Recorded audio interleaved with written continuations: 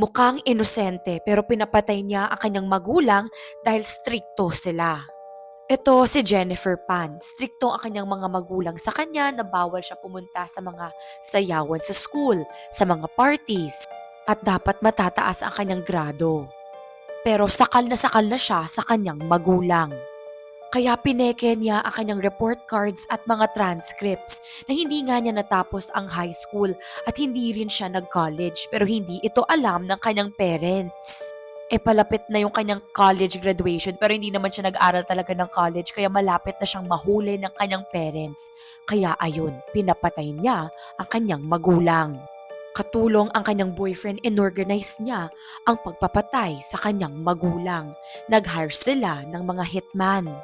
November 8, 2010 ng gabi nangyari yung nag-goodnight si Jennifer sa kanyang nanay, tas in-unlock yung front door.